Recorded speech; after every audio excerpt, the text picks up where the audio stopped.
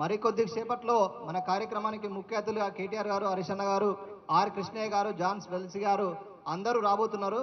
కాబట్టి దయచేసి ఈ ఎడమ వైపు ఎవ్వరూ ఉండకూడదు, అందరూ మీ కుర్చీలలో కూర్చోవాలి. ఇప్పుడు ఉస్మానియా యూనివర్సిటీని రాజ్ కుమార్ యాదవ్ గారిని మాట్లాడాల్సిన వేదిక మీదకి ఆహ్వానం. జై తెలంగాణ, జై తెలంగాణ. ఈరోజు నిరుద్యోగ బాయ్కాట్ అని చెప్పి రేవంత్ రెడ్డి, రాహుల్ గాంధీ, ప్రియాంక గాంధీ చిక్కడిపల్లి లైబ్రరీకి వచ్చి సంతకాలు చేసినప్పుడు ఏడాది లోపల 2 లక్షల నిరుద్యోగాలు మీకు ఇస్తామని చెప్పి సంతకాలు చేసిపోయినరు. ఈ రేవంత్ రెడ్డి ప్రభుత్వం వచ్చిన తర్వాత నాకు బాగా గుర్తుంది, 2022 మార్చి 9 తారీఖు రోజు కేసీఆర్ సారు వనపర్ల సభ పెట్టిండు. సభ పెట్టినాక చెప్పిండు, ఏం చెప్పిండంటే ఆ రోజు నారాపూర్ పంప్ ఓపెనింగ్ అవుతుంది పాలమూరు రంగారెడ్డి ప్రాజెక్టులో భాగంగా. ఆ రోజు సార్ చెప్పిండు, రేపు అసెంబ్లీ ఉంది 10 తారీఖు రోజు, రేపు అసెంబ్లీ మీరు చూడండి, గ్రూప్ 1 వస్తుంది, గ్రూప్ 2 వస్తుంది, గ్రూప్ 3 వస్తుంది, గ్రూప్ 4 వస్తుంది నోటిఫికేషన్ అని చెప్పిండు. చెప్పిన విధంగానే ఆ రోజు నోటిఫికేషన్ రిలీజ్ చేసిండు. ఈ రేవంత్ రెడ్డి ప్రభుత్వం వచ్చింది, ఈయన ఒక మాట చెప్పిండు, సంవత్సరం 2 లక్షల ఉద్యోగాలు ఇస్తామని చెప్పి మాట ఇచ్చిండు. ఇప్పటిదాకా కనీసం 20,000 ఉద్యోగాలు కూడా ఇవ్వలే.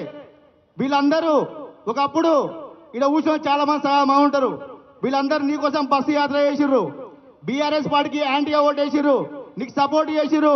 ఈరోజు అదే నిరుద్యోగులు నీ పాలిట యమ పాశమై ఈరోజు జలవిహార్ లోపల గర్జించడానికే నీ ముందర రెడీ ఉన్నారు. గుర్తుపెట్టుకో రేవంత్ రెడ్డి, ఎందుకంటే నిరుద్యోగ ఉద్యమం ఈరోజు స్టార్ట్ అయింది. మాకు ప్రధాన ప్రతిపక్షంగా ఉన్న పార్టీ మా BRS party working president KTR గారు, హరీష్ రావు వచ్చి ఈరోజు మాకు సంఘీభావం తెలుస్తుందంటే నిరుద్యోగులంతా బీఆర్ఎస్ పార్టీ వైపు మళ్ళీ ఆల్రెడీ నీకున్నది కేవలం 3 సంవత్సరాలు మాత్రమే. ఆ 3 సంవత్సరాల్లో ఇప్పటికైనా నువ్వు సోయి చేసుకొని, కనీసం ఇప్పటికైనా సోయి చేసుకొని నిరుద్యోగులకు న్యాయం చేయాలని మేము డిమాండ్ చేస్తా ఉన్నాం. ఇంకో విషయం, ముఖ్యంగా గ్రూప్ 1 అంశం, దానిలో 29 జీవో యాడ్ చేసిండు. 29 జీవో ఇవ్వాలని చెప్పి ఏ నిరుద్యోగి కూడా ధర్నా చేయలే.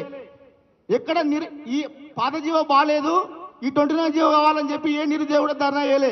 29 జీవో ఎవరిదేమని చెప్పి నాకు అర్థం కాలేదు. ఇప్పటికీ గ్రూప్ 2 ఉద్యోగాలు పెంచుతాని చెప్పిండు, గ్రూప్ 2 ఉద్యోగాలు పెంచలేదు.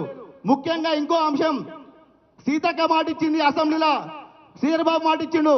ఎప్పుడు కాంగ్రెస్ పార్టీకి అధికారం రానప్పుడు 46 జీవో ఏదైతే ఉందో ఆ 46 జీవో రద్దు చేస్తా, 46 జీవో రద్దు చేసి గ్రామీణ ప్రాంత విద్యార్థులకు న్యాయం చేస్తా అని చెప్పిండు. 46 జీవో పిల్లలు పోయిర్రు, హైకోర్టులో కేసు వేసిండ్రు, హైకోర్టులో కేసు గవర్నమెంట్ ఇన్వాల్వ్ అయ్యి ఓడగొట్టింది, అయినా కూడా సుప్రీంకోర్టుకు పోయిండు. రూపాయి ఖర్చు పెట్టుకొని పిల్లలు సుప్రీంకోర్టు దాకా పోతారంటే పెద్ద లాయర్లను పెట్టి గవర్నమెంట్ తరఫున పెద్ద లాయర్లను 20 lakhs రూపీస్ 50 lakhs రూపీస్ వరకు చెల్లించి ఈ నిరుద్యోగులు దుర్మార్గుడు రేవంత్ రెడ్డి. నీ అంచు చూస్తాం బిడ్డ, ఈ రోజు నుంచి స్టార్ట్ అయిన జలవిహార్లో నిరుద్యోగ ఉద్యమం స్టార్ట్ అయిందని గుర్తుపెట్టుకో. జై తెలంగాణ, జై జై తెలంగాణ, జై తెలంగాణ. ఇటీవల గ్రూప్ 1 అంశంలో ఎన్ని అవకతవకలు జరిగినాయి మనం అందరం చూసినాం. గత 10 ఏళ్ల నుంచి గ్రూప్ 1 కోసం ఎదురు చూసి మొన్న రాసిన పరీక్షల్లో వాళ్ళు కాంగ్రెస్ చేసిన మోసానికి వాళ్ళ అంగట్లో సరుకు లెక్క అమ్ముకున్నందుకు వారు 10 ఏళ్ళు ప్రిపేర్ అయ్యి వారు అర్హత సాధించినప్పటికీ ఉద్యోగం పొందలేదు. వారి ఆవేదనను తెలపడానికి లలిత రెడ్డి గారిని వేదిక మీదకి ఆహ్వానిస్తున్నాం.